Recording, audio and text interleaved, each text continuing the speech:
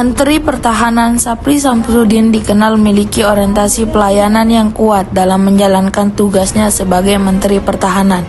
Beliau memberikan salah satu contoh dalam berorientasi pelayanan pada saat terjadinya bencana alam di Aceh. Beliau mengunjungi lokasi terdampak banjir parah di Desa Belang Awe, Kabupaten Pidi Jaya, Aceh. Pada sebuah wawancara, Menteri Pertahanan Sapri Samsudin memaparkan tidak ada alasan untuk rapat, yang penting pelaksanaan harus cepat.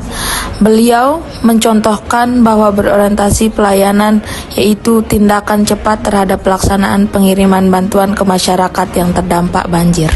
Menteri Pertahanan Sapri Samsudin berfokus pada pembangunan pertahanan yang adaptif, modern, dan berorientasi pada kesejahteraan rakyat serta kesiapan tempur TNI.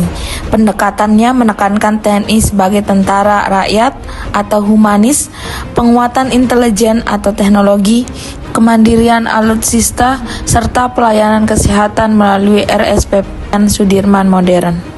Nilai akuntabel mengajarkan bahwa setiap pemimpin harus mampu mempertanggungjawabkan kebijakan dan kewenangannya secara transparan dan profesional.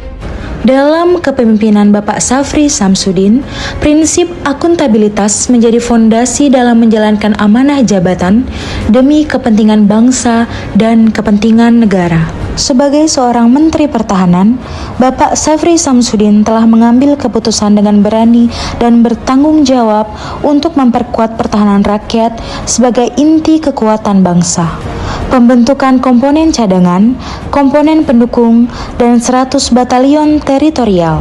Pembangunan dilakukan untuk menyiapkan potensi nasional menjadi bagian dari sistem pertahanan nasional.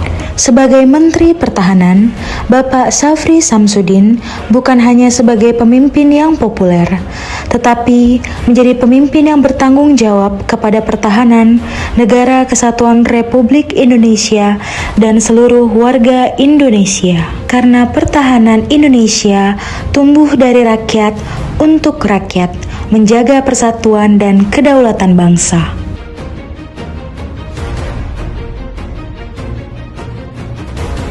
Sapri Samsudin memiliki pengalaman panjang dalam struktur militer Indonesia. Pengalaman tersebut membentuk kapasitas kepemimpinan yang tidak hanya kuat secara teknis, tetapi juga matang secara strategis.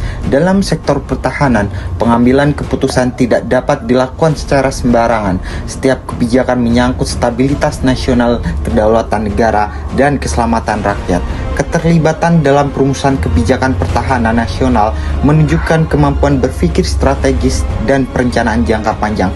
Hal ini mencerminkan kompetensi substansi, kemampuan memahami kompleksitas ancaman keamanan, dinamika geopolitika, serta kebutuhan modernisasi sistem pertahanan. Harmonis.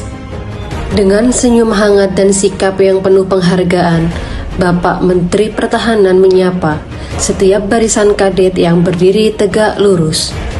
Beliau menyampaikan apresiasi atas kerja keras dan pengorbanan yang telah diberikan oleh para calon prajurit muda yang siap memberikan segala yang terbaik untuk kemerdekaan dan keamanan tanah air Palestina.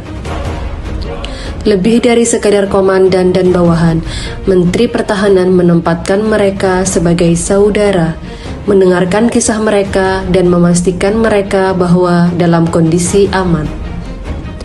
Beliau mengajarkan bahwa sapaan sederhana itu menjadi pesan kuat. Indonesia tidak hanya mendidik tetapi juga merangkul. Tidak hanya mengajarkan pertahanan negara, tetapi juga menanamkan solidaritas global. Loyalitas dalam kepemimpinan Bapak Sapri Samsudin dimaknai sebagai kesetiaan yang utuh kepada NKRI, konstitusi, dan amanah jabatan yang diemban.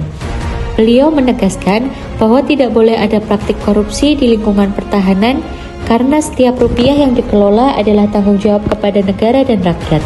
Integritas menjadi fondasi utama dalam menjaga kepercayaan publik. Selain itu, beliau juga mengingatkan bahwa tidak boleh ada republik dalam republik. Artinya, seluruh jajaran dan prajurit harus loyal hanya kepada negara, bukan kepada kepentingan pribadi, kelompok, ataupun kekuasaan tertentu. Sikap tegas ini menunjukkan bahwa loyalitas sejati bukan sekedar kata-kata, melainkan komitmen nyata untuk menjaga persatuan, disiplin, dan kedaulatan negara. Selanjutnya, adaptif. Menteri Pertahanan Syafri Samsudin baru 1 tahun menjabat sudah dikenal sebagai tokoh modernisasi pertahanan. Dari tangan beliau, lahir kendaraan taktis listrik MV3 EV Pandu hingga KRI Brawijaya 320. Langkahnya dinilai memperkuat alutsista sekaligus industri lokal seperti PT Pindad dan PT DI. Menteri Pertahanan Syafri Samsudin bukan hanya sekedar Menteri Pertahanan, ia adalah arsitek di balik kebangkitan alutsista nasional melalui konsep Trisula Nusantara. Nilai kolaboratif menekankan pentingnya membangun kerjasama yang sinergis demi mencapai tujuan bersama. Dalam konteks pertahanan negara, kolaborasi bukanlah pilihan melainkan kebutuhan strategis. Keamanan nasional tidak dapat dijaga oleh satu instansi saja. Diperlukan koordinasi lintas kementerian, lembaga, aparat keamanan, hingga unsur masyarakat sipil. Pendekatan kolaboratif memastikan bahwa kebijakan pertahanan terintegrasi dengan kebijakan nasional lainnya. Selain sinergi internal, kolaborasi juga diwujudkan melalui kerjasama pertahanan internasional. Diplomasi pertahanan menjadi instrumen penting untuk memperkuat posisi Indonesia di tingkat global.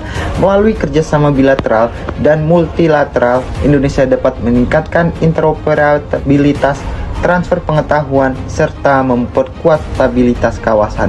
Kolaborasi ini menunjukkan bahwa kekuatan bangsa tidak lahir dari sikap eksekutif, melainkan dari kemampuan membangun kemitraan yang produktif.